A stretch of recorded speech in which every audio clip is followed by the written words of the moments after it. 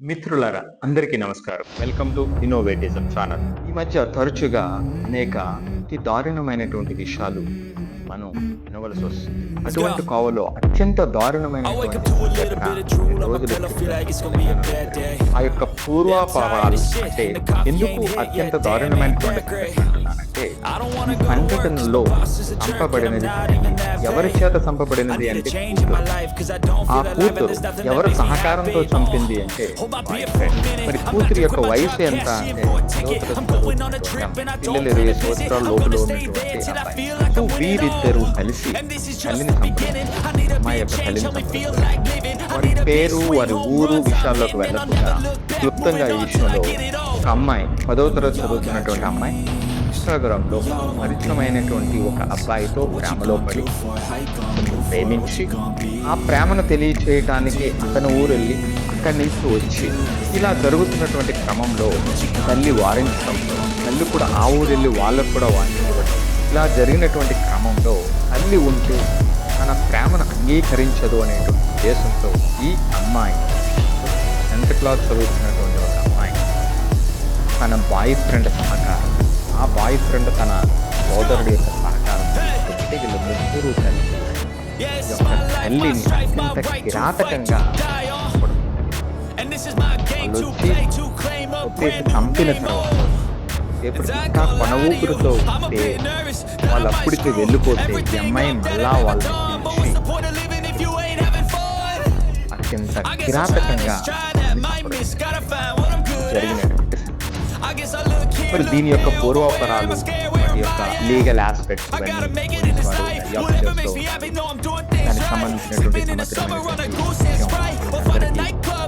ఇంకా క్లియర్గా తెలిసేటువంటి అవకాశం కానీ ఇక్కడ మనం చూడాల్సినటువంటిది సమాజంలో ఏదో ఒక్కరికి జరిగింది ఎందుకు మనకు అవసరం ఏముంది అనేటువంటిది కాకుండా సమాజంలో ఇటువంటి కేసెస్ పెరుగుతున్నటువంటి క్రమం చాలా చాలా చాలా ఎక్కువగా అయిపోతుంది గమనిస్తుంది. కానీ ఇది 15-16 సంవత్సరాలు ఉన్నటువంటి అమ్మాయి తన తల్లిని కిరాతకంగా చంపడానికి సిద్ధమయ్యి చంపించింది. అదే సందర్భంలో ఆ పిల్లలు కూడా 20 సంవత్సరాల లోపు ఉన్నటువంటి పిల్లలు. మరి ఒక వ్యక్తిని చంపేటువంటి అత్యంత క్రూరమైనటువంటి మనస్సు ఎక్కడి నుంచి వస్తుంది? అంత చిన్న వయసులో ఎక్కడి నుంచి వస్తుంది? దీనికి ఎవరు బాధ్యులు? తల్లిదండ్రుల, టీచర్సా, విద్యా వ్యవస్థ, ప్రభుత్వమా, సమాజమా? ఎవరు బాధ్యత వహించవలసినటువంటి అవసరం ఉంది? ఎందుకంటే ఇది ఖచ్చితంగా వ్యవస్థ యొక్క వ్యవస్థ విఫలం చెందింది. ఆ వ్యవస్థ అంటే అది ప్రభుత్వాలు కావచ్చు, విద్యా వ్యవస్థ కావచ్చు, టీచర్స్ కావచ్చు, పేరెంట్స్ కావచ్చు. నేను ఎందుకు చెప్తున్నాను అంటే ఈ అమ్మాయికి సంబంధించి ఒక 2 సంఘటనలు, వివిధ జర్నలిస్టులు పరిశోధన చేసినటువంటి 2 సంఘటనలు. ఈ అమ్మాయి తరచుగా 10వ తరగతిలో స్కూల్కి మొబైల్ పట్టుకుని వెళ్తుంటే తల్లి అంటే చనిపోయిన ముందు స్కూల్కి వెళ్ళి హెడ్ మాస్టర్ని అడగడం జరిగింది. హెడ్ మాస్టరు తల్లి మధ్యలో పెద్ద సంవాదం జరిగింది. ఎలాంటి సంవాదం జరిగింది?